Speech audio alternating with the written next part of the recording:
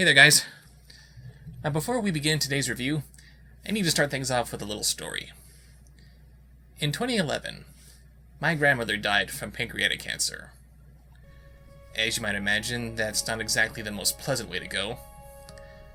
But I will always remember the final words that she gave to me. Things can always be worse. Now, for her to be in such a situation, but to maintain that kind of positive attitude all throughout, that really affected me. In fact, when I started this show, I was using the webcam that she used to stay in contact with her family, so I suppose you might say that this whole show is my sort of homage to her. But things can always be worse. While that may be true, I did try to maintain that kind of positivity in my own reviews. Sure, this could be worse, but it can be better, so I'm going to suggest that this might change, or that might change, etc. But only now, years later, do I understand what she really meant by those words. Things can always be worse. She was trying to warn me. In her final days, she must have had some kind of epiphany, some moment of clarity. For in those final words to me, she was trying to tell me about the horrors of The Land Before Time VII, The Stone of Cold Fire. For the most part, the Land Before Time sequels have been dumb, unnecessary, but on the whole, pretty harmless. It's not like they're doing anything that's really insulting to the intelligence of the viewer, or betraying the original movie, or anything like that. This movie, however, is where the franchise officially jumps the shark, and plummets right into the bottomless pit of suckitude that is the epitome of the deep end. After our movie opens in space, again, the first thing we notice is that the animation is actually a lot better than what we've seen in the sequel so far. It looks good. It almost looks like an actual movie and not just some extended episode of some Saturday morning cartoon. And just in case you're wondering, no, I will not be reviewing the TV series for this Land Before Time theme month. Maybe I'll get down to it further on, but for the moment, I'm having a hard enough time dealing with 4 movies in a single review. Anyway, the Great Valley is visited by a herd of farwalkers. Because why would they call them migrants when they have migrating in their vocabulary? That'd just be silly! They're a migrating herd. Migrating? Later that night, Littlefoot spots a comet falling into the outskirts of the Great Wall, and for some reason it's animated to have a blue corona instead of the red one like we see in the Flying Rocks from movie 3. It's this strange blue coloring that keeps the other dinosaurs from believing Littlefoot's story. We then meet a couple of farwalkers, who are called Rainbow Faces. Why do they know the word rainbow when they don't have a word for rain? They keep calling it skywater. Then, for some reason, they start singing about the mysteries of the universe.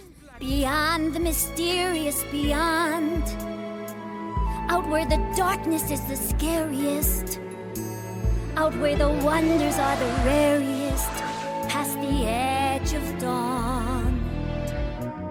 The sun and you and me and all the stars that we can see are moving at 1,000,000 miles a day in an outer spiral arm at 40,000 miles an hour of the galaxy we call the Milky Way. If stars can fall and rocks can fly and mountains catch on fire, we can set our sights beyond the sky, Or maybe even higher. There's something very off-putting about how these rainbow faces are written. It's as if they're supposed to be creative thinkers, always questioning the norm. But the song sounds like they're trying to get you to accept Jesus Christatosaurus into your life. This movie is very confused about what scientific curiosity is supposed to be. And then the song ends on a Christmas star? Really? What if this was no ordinary flying rock? What if it was, for example, a stone of cold fire? What is a stone of cold fire? Glad you asked. Some say that these stones can shine light without heat. Some believe they can give powers far beyond our comprehension, heal the sick, and other miracles. Then again, still others believe that such stones are a message. Daddy Sarah, however, doesn't take kindly to Dino-Scientologists, and he isn't reading their literature. Let me tell you how things work in these parts. Oh, please do. This should be fascinating. First, a flying rock is a flying rock. Second, fire can't be cold. And third, there is nothing beyond the mysterious beyond. 1. I am very impressed that you've accepted flying rocks as a scientific reality. 2.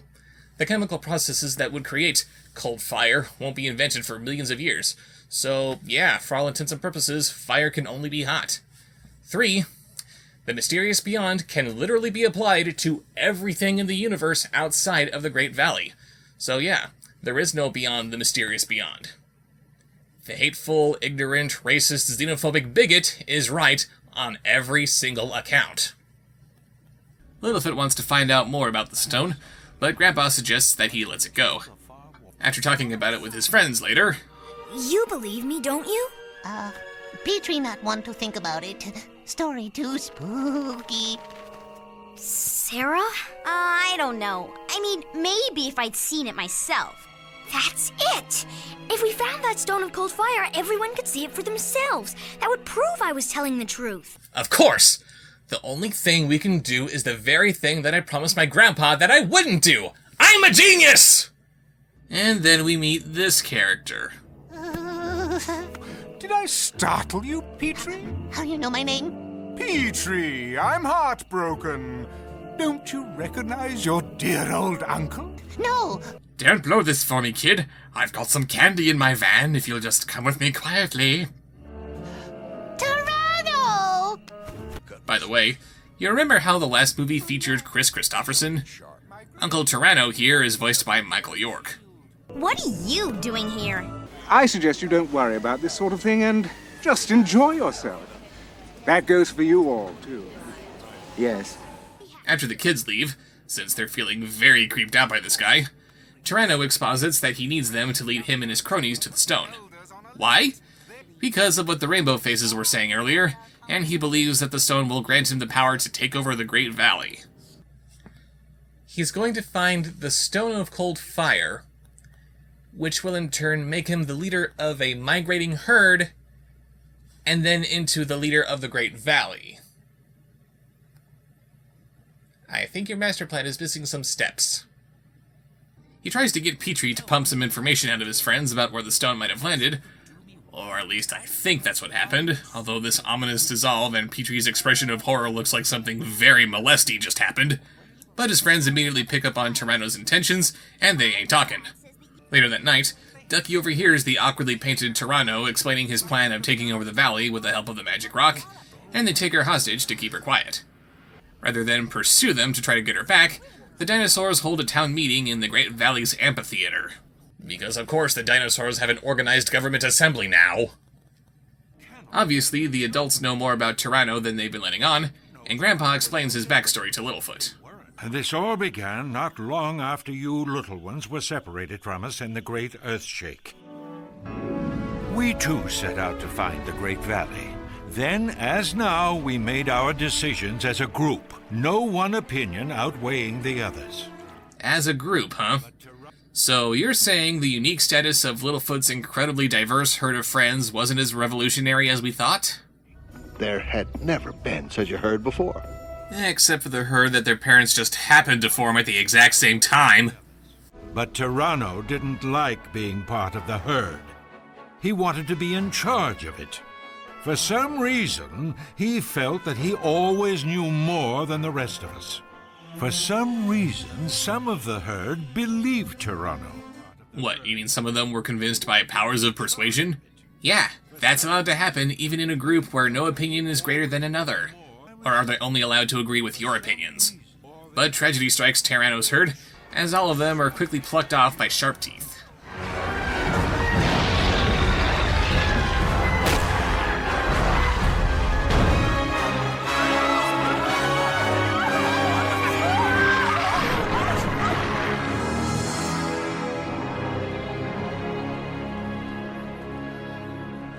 He never told us why it happened, only that it wasn't his fault.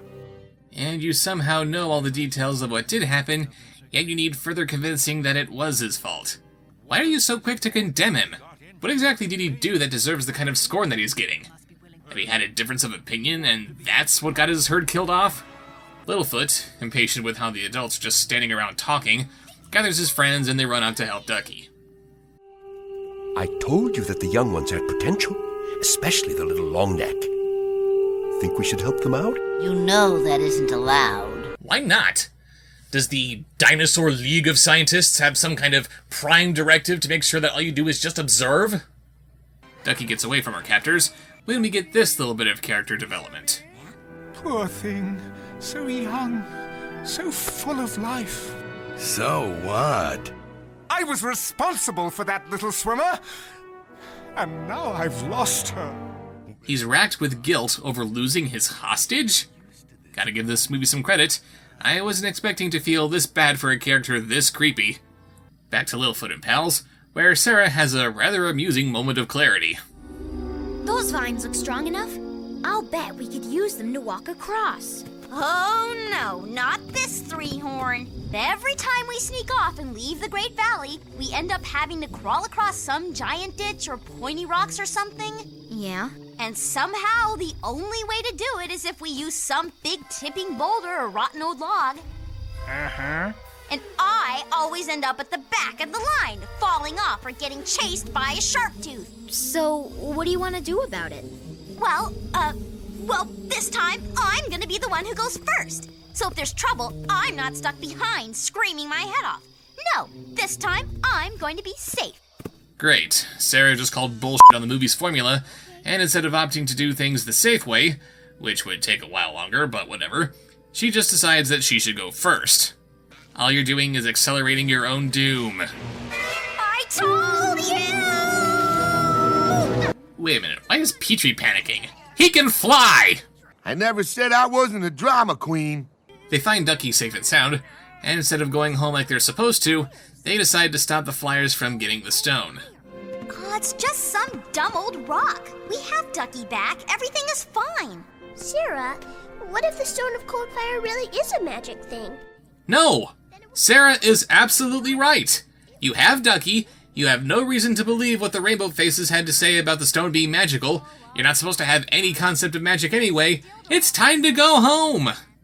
Do not worry, Sarah. We will find a way! Thanks, movie. We're now exactly where we were 15 minutes ago, meaning that all that we've just seen is entirely pointless. You lummox! You dropped her! Of course I dropped her! The little big mouth bit me! Ducky doesn't have teeth, and biting his claw should not hurt him.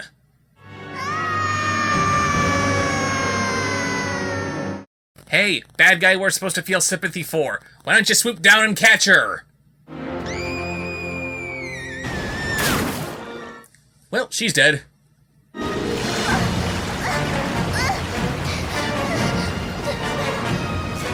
Oh no! I forgot how to swim! Yup, yup, yup!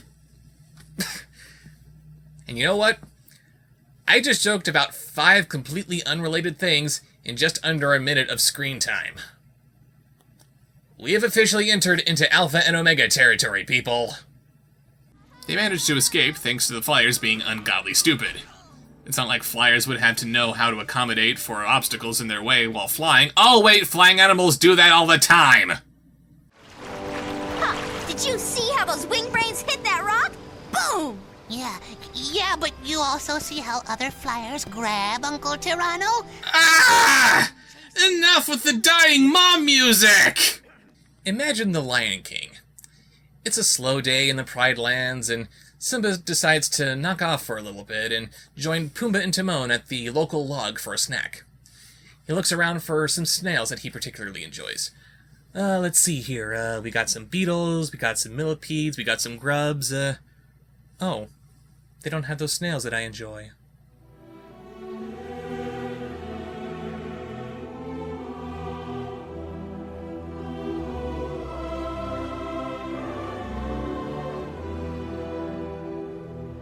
It's kind of inappropriate, you know? Later, Tyranno sings a song to, I don't know, reassert his dominance over his goons? I'm a very important creature, tremendously brave and strong. I find that I'm frequently right when others are often wrong. Instead of arguing blindly, they should open their eyes and see that the one who will bring them paradise is the very important me.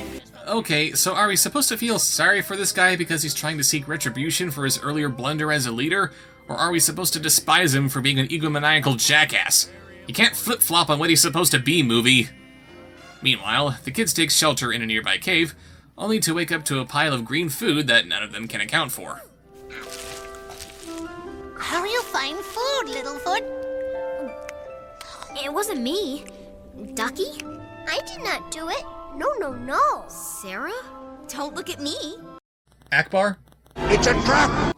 Actually, it was the Rainbow Faces who provided the food. They helped the kids get to the top of the mountain by making a makeshift elevator utilizing the mountain's volcanic pressure. How the hell would they figure that out? So they make it to the Stone of Cold Fire, but the Flyers are there to claim it for themselves. O great stone of cold fire, it is I, Terrano, the chosen one.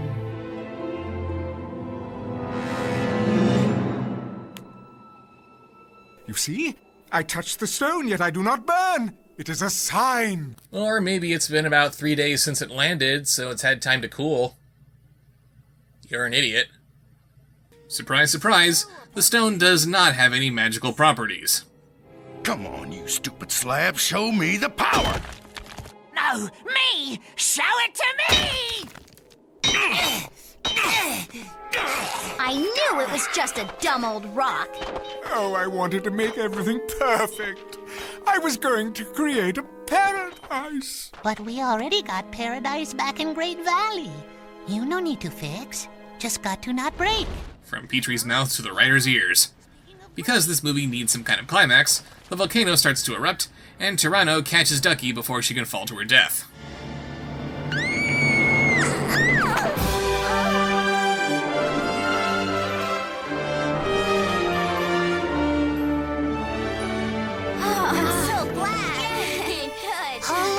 Petrie was right. Somewhere inside, you are good. He was always good inside. That has nothing to do with him being a terrible leader. So they get back to the valley safe and sound, where Grandpa Longneck, who, lest we forget, was of the opinion that no opinion is greater than another, is now playing judge and jury against Tyranno. In light of the fact that you helped save the children, your punishment will be reduced. It will? Yes. We have decided that you should be banished to the mysterious beyond until 5 of the cold times have passed. 5 cold times? That's so long. Oh, now please. None of the Farwalkers want anything to do with me. I'll be alone and defenseless in the mysterious beyond. Is that really fair? Yes! No, that's not fair! You're giving him 5 years of banishment into the mysterious beyond because he was a bad leader and because of the kidnapping that he very quickly helped resolve? That does not deserve 5 years of being thrown out into a wasteland that's swarming with predators! That's like putting him in solitary confinement in a T-Rex enclosure and forgetting that he was in there! Hey, here's an idea. Why not put him on guard duty around the Great Wall to look out for Sharpteeth? He could contribute to society while still staying separated from it, and he might have a chance to hone his leadership skills as he directs some other flyers at different locations around the wall who can give him surveillance and intelligence. Then after so many years of service, he's paid his debt to society, and then he can be reintegrated back into it. You gotta think here, people! After that bit of pointless cruelty, we get one more scene with the Rainbow Faces. That falling rock I saw, it never was a stone of cold fire, was it? No, but you see, the stone never really mattered. It's what you did to discover the truth about it. That is what's important. There was no truth! What he did was absolutely meaningless! Since the Flyers were never going to get what they wanted anyway, nothing that Littlefoot did had any merit on what just happened. Like I said before, the racist, ignorant three-horn was absolutely right. Oh, will you look at that? What? Look at what? Are you f***ing kidding me? First they're talking about the mysteries of the universe, then they're talking about not interfering with everybody's lives, and now they exit on a transporter beam? The rainbow faces are fucking Star Trek! Seriously, what just happened here? Were these aliens just testing the soil to see if Earth was ready to make contact with them? Then they up and leave and they find out that they aren't? One of the most common jokes about the direction that Alpha and Omega is going is that they'll eventually get Alpha and Omega 42, Alien Abductions. But apparently the Land Before Time already did that! Hi, Littlefoot. What's going on? Well, that would be telling, wouldn't it? Shut up. What you know, we don't know. Oh, Petrie, there's so much we don't know. But that's part of the fun. Thinking about how much we still have to learn. Hey, I know lots. Me too. No more than Uncle Tyranno, that for sure. Oh yeah, make fun of the guy you just banished to death. Ha ha ha ha ha! Hilarious! Apparently you know nothing about compassion. Time now to talk about The Land Before Time 8, The Big Freeze. By the way, really nice title there, Alpha and Omega 7. We once again open in space, because for some reason that's the standard for a movie series about dinosaurs, but this time we zoom in on Mars instead of Earth. Have these movies been taking place on Mars this whole time? We get another recap of the history of prehistoric life, and it's just as pointless as every other recap we've gotten so far. We're 8 movies into this franchise. Who's going to look at a movie called Anything 8 and use this as a jumping on point? The only people who are going to watch this movie are die-hard fans. We don't need to reestablish the world every time a new movie is made. Just get us back to the Great Valley and show us what our little dinosaur friends are up to. Ugh. Anyway, we open on our friends going to school? School is supposed to prepare you for the real world so you can eventually get a job and not starve to death. These kids are dinosaurs who live in a place that has an abundance of food and is relatively predator-free. These kids are set for life. Why do they need school? You know what? I think I know why they're attending school. Littlefoot got inspired to learn more after his little run-in with the Federation. He suggested that they have an education system put into practice, so they grabbed the first old guy they could find to be their teacher. This poor bastard obviously has no teaching experience or curriculum in mind, which is why he's giving some vague history lesson on the creation of the universe he couldn't possibly know about. He's lecturing them on eating methods that they've already been using for years, and now he's talking about reluctant trees. Of course, some trees will not give up their green food so easily. Perhaps the most reluctant is this one here, just above me. Nice work, Prime Directive. You ended up doing the exact opposite of what you were intended to do. What's wrong with you? I do not know. I feel funny. Oh, don't worry. That's only because you look funny. I know I complimented the animation before, but seriously, did nobody actually look at this before they decided to start fine-tuning it? Who looked at this and said, "Oh yeah, start coloring that"?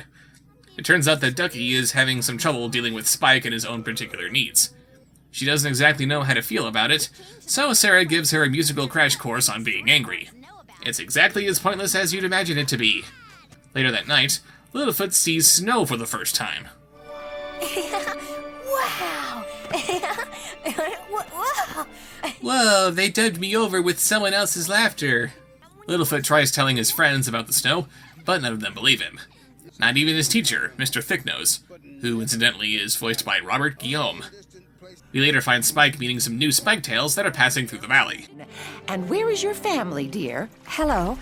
I'm his mother. Really? How nice. Well, you see, Spike lost his parents and... Spike! Is that his name? Spike, Spike, Spike! Yes. Anyway, there were no other Spiketails in the Great Valley until now. No, there were no Spiketails until the second movie, and even after they emerged, they didn't make a fuss over who Spike's adopted parents were. Why don't you move along, madam? His mom lets him stay with the other Spiketails for the day, but before you start feeling too betrayed by this, let me assure you right off the bat that while she may be trying to subtly integrate him into Spiketail society because she thinks it may be the best for him, this is actually tearing her up inside. She's just very good at hiding her pain from her children, and by further extent, us, because that's just what mothers have to do sometimes.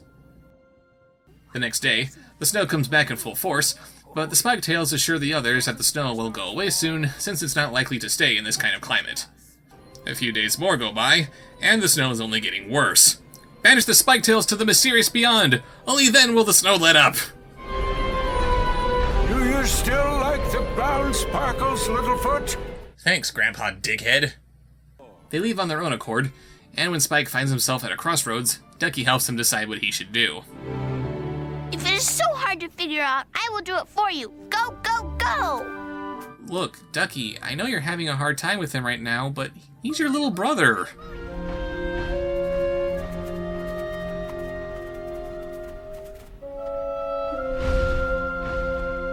I do not understand why Spike would leave his own family. I mean, then what is a family anyway?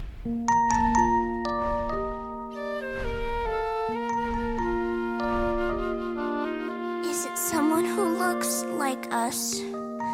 Is it someone who acts like us?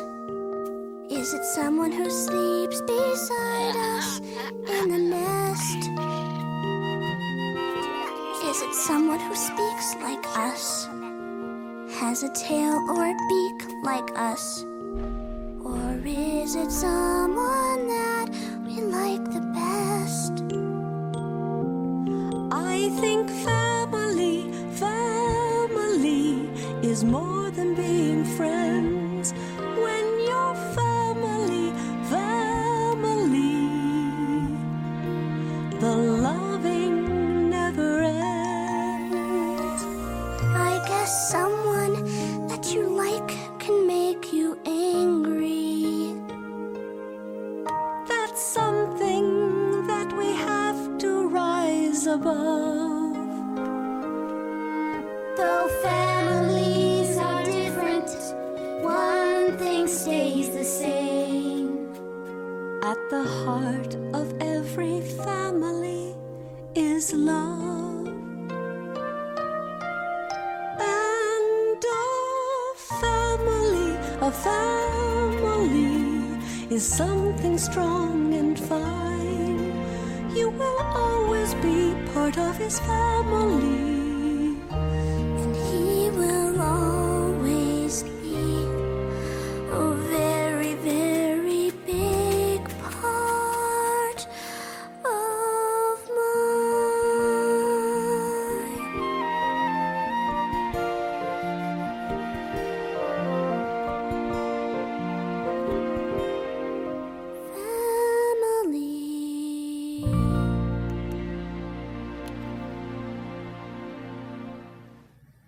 Not cool, movie. First you're pushing on us all this weird, questionable animation, and then these really bizarre leaps in logic. And now you're throwing a legitimate tearjerker like this at us? Not cool. Ducky goes after Spike to get him back without telling anybody, and her friends follow her upon finding out that she's gone. So, if Ducky's gone after Spike, why don't we just tell her mom? I may be wrong, and there's no point in getting her all worried. Well, I gotta give you some points for not involving your folks because you're actually thinking of their well-being instead of just doing it because what the hell do they know? They bump into Mr. Thicknose before they leave the valley, and he insists that he supervises them. Me got idea. Me fly up, look see if I spot Ducky up ahead. We're 8 movies in, and only now you realize you can do that?!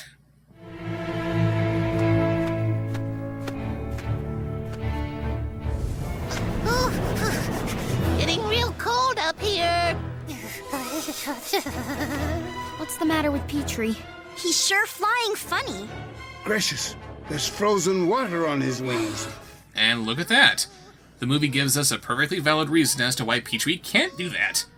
It isn't long before they bump into another Sharptooth, of course, but he's quickly dealt with.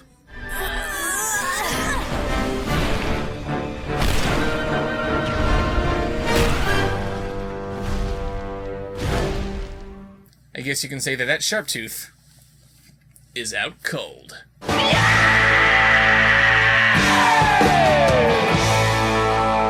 They stop at a nearby pond to get a drink, but they can't since it was frozen today.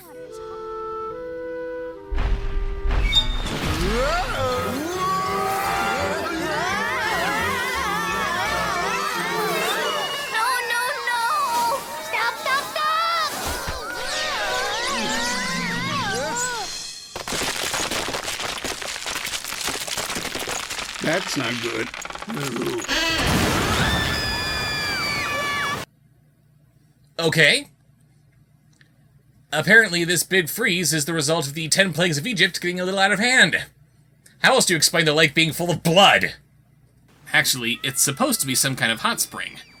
I know that in any kind of visual medium, you want to give warmer colors to warmer objects, but that does not look like warm water. Just paint it blue and animate some steam coming out of it. And how did that thing freeze over in the first place?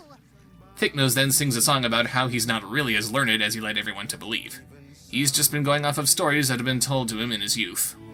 Respect's not a thing you can make someone give you. It's something you have to earn.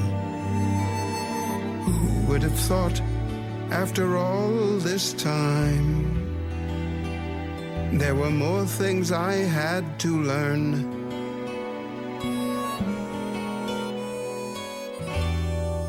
And thank you all for teaching me.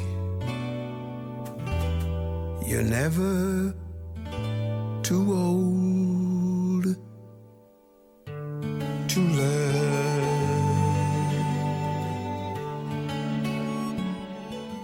Damn it, movie, stop doing that! You're giving us all this weird, bizarre crap, followed by a really good song to give us the feels? I'm getting whiplash here! They decide to go back to the valley to tell the others about how the hot spring is allowing green food to grow in spite of the bad weather. I don't think I can go another step. Of course, I could be wrong.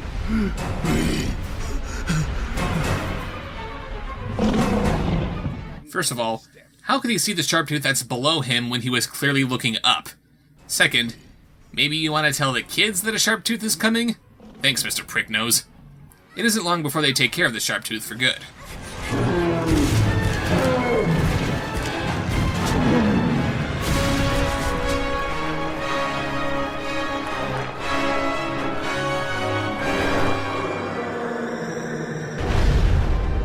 That gotta hurt.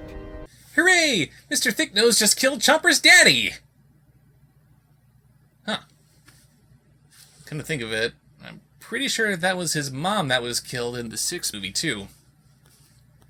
So, actually, it's pretty appropriate that I now play this music.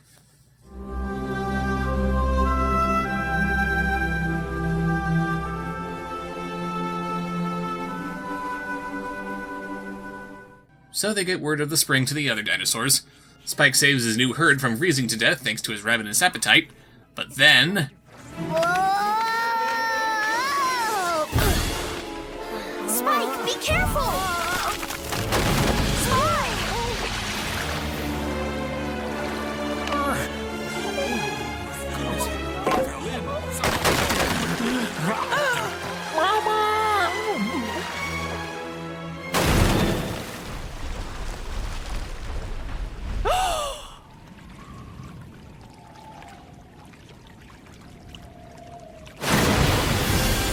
She got him! Yes!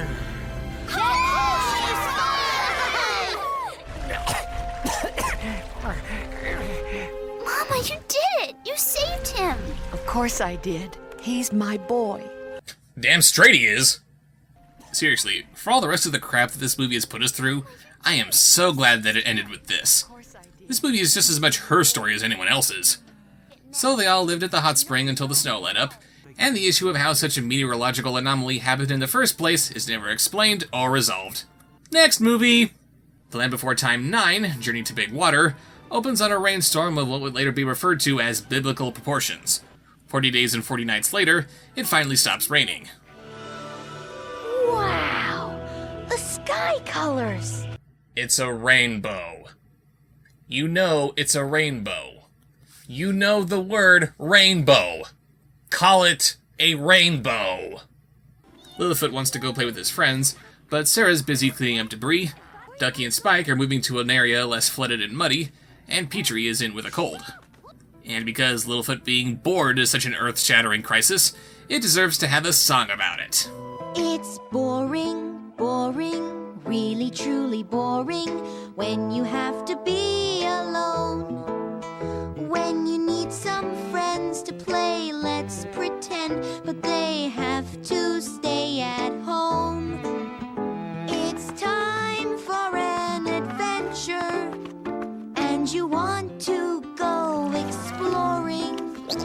it's just no fun to be the only one. No, it's really, truly very boring.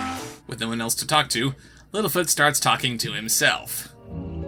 Think it's safe to go on, Littlefoot? Sure it is. Doesn't this seem, I don't know, a little crazy to you? Crazy? Why would you say something like that? Well, it's just that I'm not crazy, okay? What? No, I wasn't calling you crazy. What I meant was, don't talk to me like I'm crazy! I wasn't. You're not crazy. Okay, then.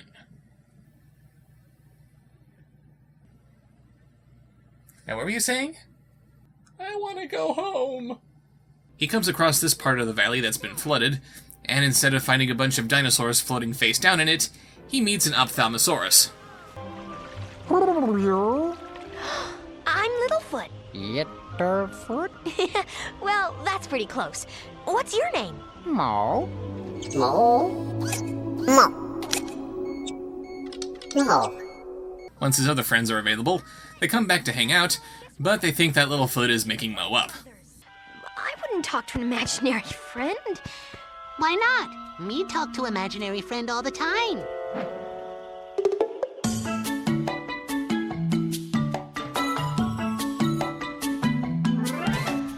Me have a friend, a very special friend, and nobody can see or hear him. We play every day, he do anything we say, and he make me happy when we near him. So we start off with a song about how boring things are, and now we have a song about how awesome it is to have imaginary friends? I know it's stupid, you don't need to tell me that. Oh, imaginary friend. Ah! It's Proto Bing Bong! Who's your friend who creeps you out? Bing bong, bing bong. Oh, looky! Come on, everybody, it's Mo! You're not from around here, are you? Then just where are you from? Mo from Big Water. Big Water? But how you get here when Big Water way over there? And how you hear when Big Water is saltwater and Skywater is freshwater? Mo gonna die! It turns out that Mo isn't the only animal in this new lake, so Littlefoot resolves to get him back home before he can get eaten. Because once he gets home, that'll make him immune from future sharp-tooth attacks somehow. We can't just leave him in the new water with that monster. We've got to help him. You know, Littlefoot, sometimes bad things just happen. What is it you said about the great circle of life? What about the egg? We cannot leave it here. All alone. I'm afraid it got smushed. Bye-bye, baby sister. Or baby brother. Don't cry, Ducky. It's all part of the great circle of life. Or do you only stick your long neck out for your friends, which are always more important than Ducky's family? They get separated from the rest of the valley when a massive earthquake splits it in two. And no, this drastic change in the valley is never mentioned again. Guess we won't be going back this way anymore. But how will we get home? Me fly across and get grown-ups. They find way.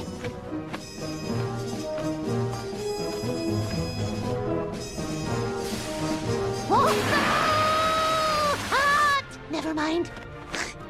Okay, Petrie freezing at high altitudes during a snowstorm was a good explanation as to why he couldn't fly like he wanted to. If you can't think of a good reason as to why he can't fly around or over the steam, don't even bring it up! The journey to the Big Water is pretty uneventful until they reach a wall of rocks. He can jump right over the big rock. It sounds fun. Mo, try it. I'll wait for him on top, just in case he needs help. Oh, yes, of course. You go ahead and do that. Go to the top of the rocks and make sure that he jumps over you like he's a frickin' whale. No! No, we are not doing that! We already had one movie turn into Star Trek. We are not turning this one into Free F***ing Willy! Surprisingly, it does not go into a Free Willy spoof, but instead Littlefoot just ends up becoming a little ramp. Okay.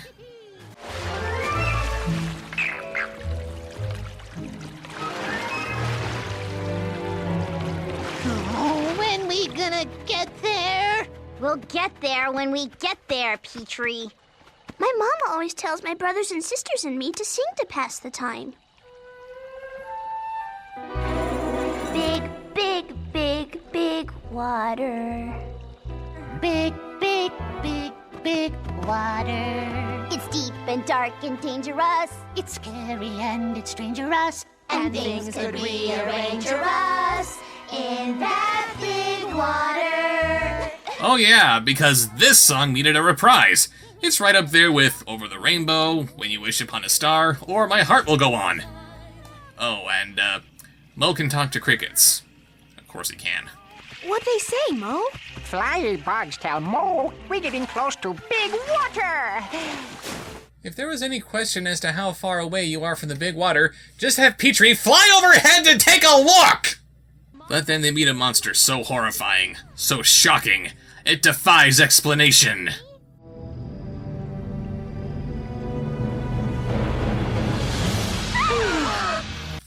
Oh my god! Ah, Nick!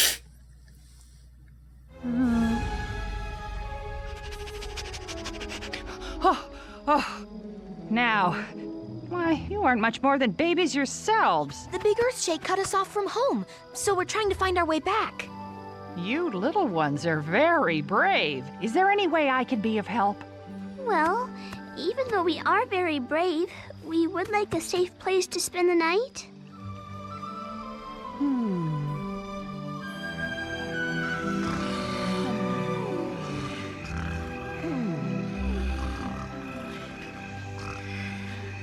Littlefoot.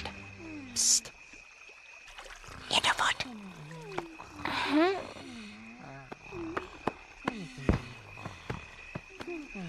What is it, Mo? Look. They look like stars. What are they? They star swimmers. Star swimmers? Well, that sounds like a lead-in for a new song, I guess. No one has to be alone in this world we live in. You don't need to feel there's no one by your side. Everything you see is a gift you're given.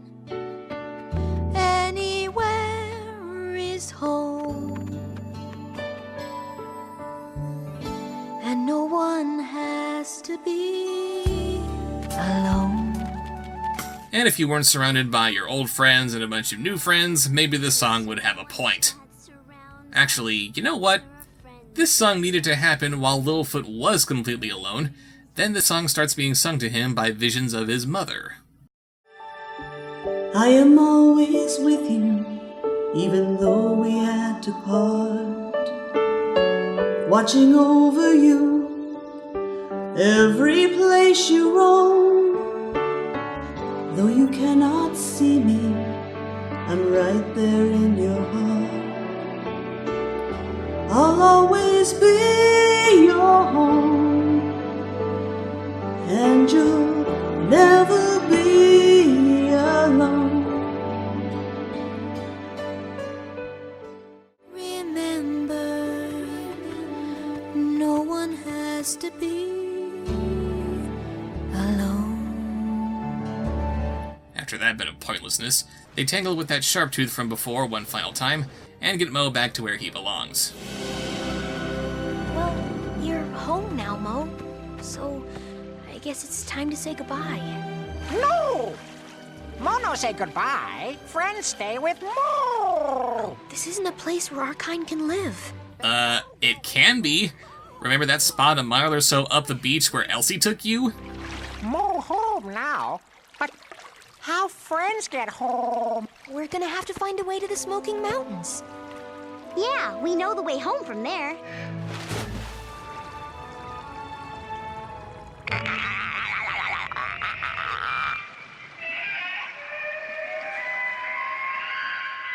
Oh, me get it. Mo sending water signals. How do you know? You can't see it, you can't hear it, you're not a bat, so you have no idea what sonar is, or how an underwater creature might have similar methods of echolocation. How do you know what he's doing? Oh, and the water signals that he's sending out? Apparently they're to some other technicolor dolphin for information about where the kids can find the Smoky Mountains, which they can follow back home. Why not just go back the way they came and then follow the Great Wall to an area that isn't flooded or broken up by earth shakes? And why do they need these things to find the Smoky Mountains? They're right over there! Also, the last time they went to the Big Water, it took 2 days to get there from the Great Valley. Now the Great Valley is right there on the beach? Man, that was one hell of an earth shake. So they make their way safely home, having gained and learned nothing of value. Next movie! Where does The Land Before Time 10, The Great Longneck Migration, begin? Take a wild guess! Millions of years ago, this planet we call Earth was quite a different place indeed. We know! After another pointless history lesson, we open on Littlefoot having a weird-ass dream. Huh?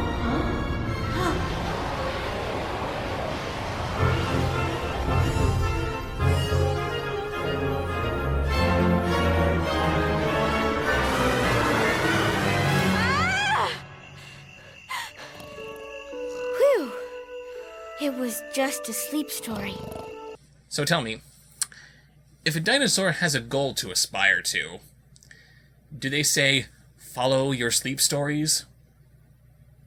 If they find that their mind starts wandering, do they say that they're day sleep storying?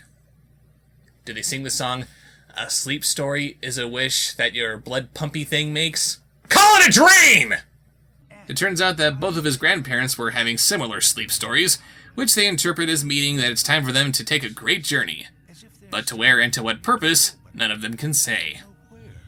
So let me get this straight. You've been having sleep stories, so you're going on an adventure, but you don't know when, and you don't know where, and you don't know why, but you'll just sort of feel when it's time to leave, and then you and your grandparents will just sort of wander off. Is that it? Yeah, that about sums it up. Here's a free screenwriting tip. If the producer you're pitching your story to isn't buying the premise, don't work his objection into the story. It just makes you look very, very desperate for a joke. Littlefoot then sings about all the possibilities of where he'll go in this adventure, and apparently Carolot and/or Equestria is a possibility. Well, I won't say goodbye. But Sarah, everybody knows that friendship is magic. Do you think Indiana Jones hypes himself up with this same adventuring song? I'm gonna go adventuring, adventuring, adventuring. You're going to have to take us all with you. Even Sarah is singing this for some reason, despite her saying this whole thing was stupid. It's bad enough when characterization from movie to movie is messed up, but how do you get someone's motivation wrong mere minutes after you first write it? Littlefoot, it's time. It's time.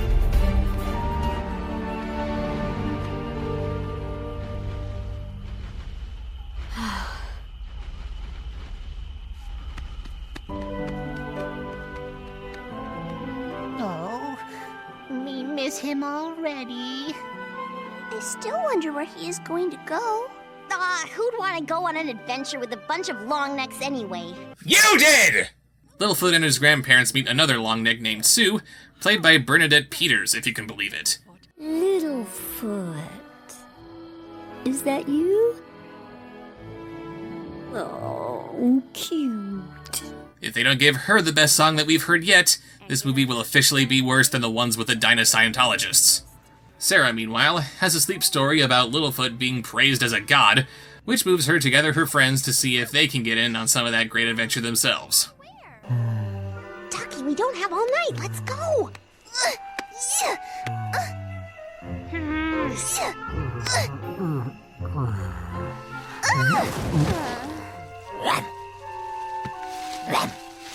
Puny god. The Longnecks meet even more Longnecks as they pass through the opening to The Simpsons.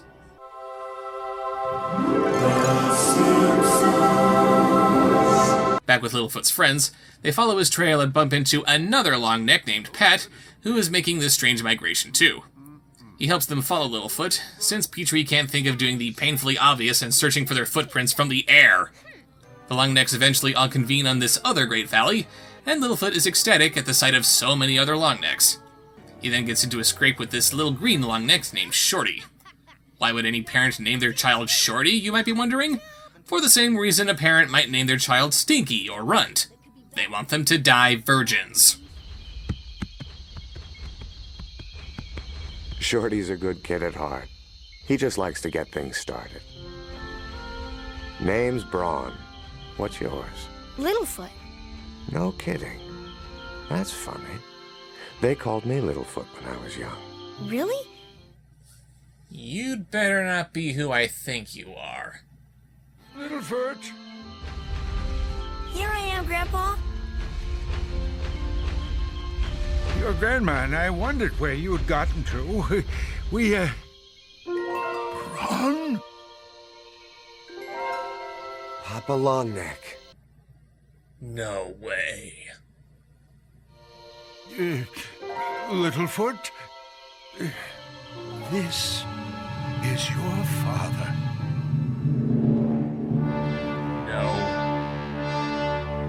No. That's not true! That's impossible! Search your feelings. You know it to be true. No! Actually, it's not really all that impossible, but you had better have a good reason for leaving Littlefoot's mom to raise him all by herself. Your mother and I knew we were going to have a hatchling. You see, we wanted to raise you in a safe place. So before you were even an egg, I went off to find a new home for all of us.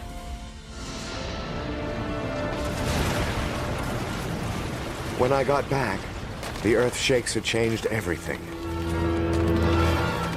It took me so long to find where the nest had been, and nothing was left but a crack in the earth, as deep as a mountain is high. As I searched for your mother, and the young one I knew had been born, the great circle rose and fell many times, but I couldn't find you anywhere. I finally met someone who told me about your mom and the sharp tooth. But he had no word about you, so I kept searching. And then one day, I met a group of young longnecks, wandering in the wilderness with no grown-ups to protect them. At first, I hoped one of them was you, but I soon realized that wasn't the case. But they came to depend on me, so I stayed with them, took care of them. And then some others joined up with us. And then some more. And some more. And in time, we were a herd.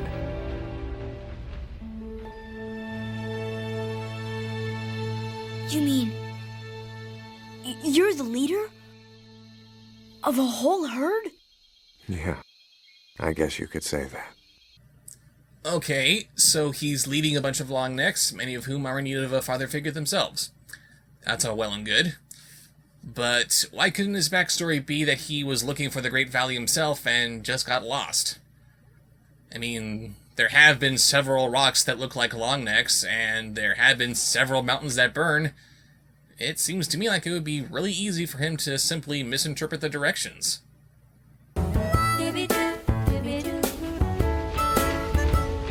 It's nice to have a dad that you can be with. To share a part of each and every day. Who you can talk and joke and play and eat a tree with. Who wants to hear the things you have to say. Meanwhile, all the kids watching at home who don't have a father figure in their lives are sobbing their little eyes out. We cut back to Littlefoot's friends, where Pat is leading them in completely the wrong direction. You better keep moving, kids. Not safe to stand in one place too long. Let me demonstrate my point by staying in one place for longer than I need to. The kids save Pat before the rest of him burns up. Yeesh, it looks like you might want to put some Neosporin on that. Then we jump back to Littlefoot and Braun. Hey, how come we haven't seen any sharp teeth? Sharp teeth are cowards. Excuse me, but don't long necks live in herds? Who are you to call sharp teeth cowards when you live in a social system that, by its very definition, is designed so that someone else of your kind might get picked off while you don't? Some cowardly sharp teeth show up, which are then dealt with by the Longnecks ganging up on them, because ganging up on an outnumbered foe is clearly not cowardly at all, right? Suddenly, a solar eclipse happens, and with all the Longnecks having the same sleep story about the sun falling out of the sky, they all join together to... push it back into place.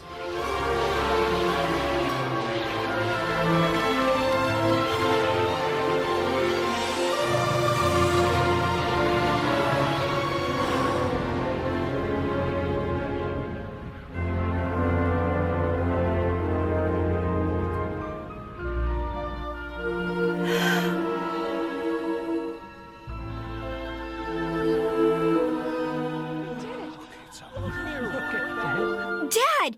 We did it! We did it! You didn't do jack! I don't believe it.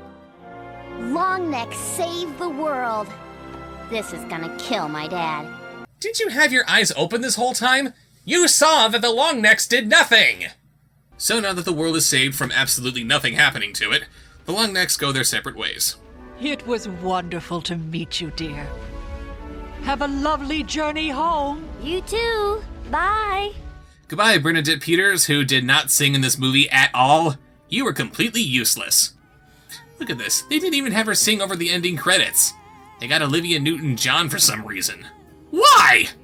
Speaking of dumb decisions, Littlefoot is having a personal crisis since he can't decide if he wants to go back to the Great Valley or stay with his dad. I didn't even know I had a dad. Now, I don't want to lose him. I don't want to leave Grandma and Grandpa, or you guys. So take Bronn and his herd back to the Great Valley with you. Why is this a problem?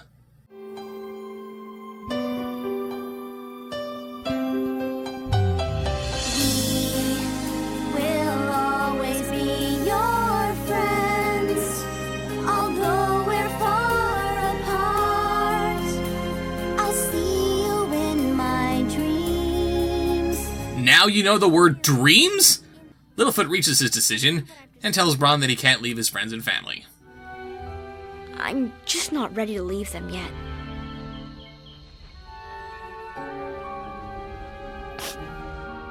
I'm really happy I finally found you. And when I'm older, we can have some more adventures together. Can't we? Count on it. Hey, who knows? One of these days I might drag my whole herd over to the Great Valley for a visit. Then why not just do that? Now that the status quo is safely secured after that big emotional scene that had no reason for existing, they all go back to their respective homes. The end! So that was The Land Before Time 7 through 10, and I feel like I just ran a marathon of crap. As I said before, the animation is better than what we've seen in the last handful of sequels, and there are some good moments in these movies to be enjoyed, but it's just not worth dredging through all of the intervening nonsense to get to it. The tone of these movies is all over the place, demanding that we both hate and feel sorry for certain characters, giving us songs that range from terrible to heart-wrenching, and offering emotional plot points that are completely meaningless. What was the point of giving Tyranno such a tragic backstory if he wasn't going to be offered any kind of redemption? Why give Littlefoot a song about being alone when he's pretty much become a Gary Stu who everybody loves at this point in the franchise? Why introduce the possibility of Littlefoot having a new father and a brother when they just throw it away? I think Littlefoot mending a broken family would be a lot more powerful than some bullcrap about him saving the world from something which wasn't a danger to it. Why are there space aliens in a Land Before Time movie? We got 4 movies left to review next week, and all I can do is keep on digging and hope that I find something more valuable than the garbage I've sifted through this week. See you later.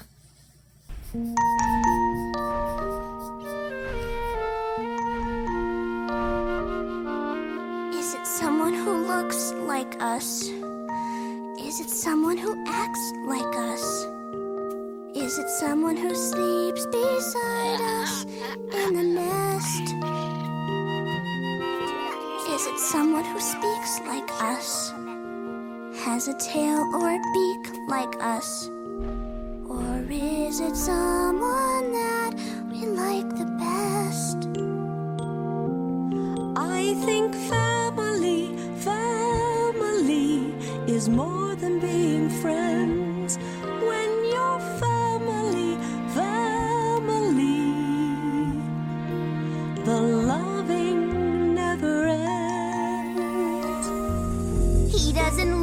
like us.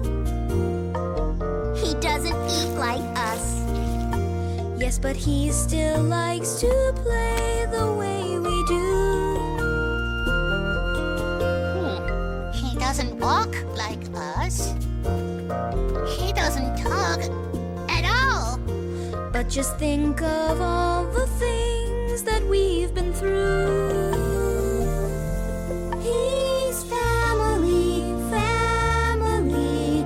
Though he may go away, he has always been our family. And family he'll stay.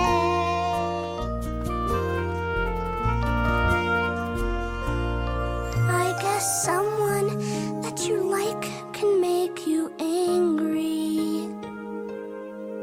That's something that we have to rise above. Though families are different, one thing stays the same. At the heart of every family is love. And a family is something strong and fine. You will always be part of his family.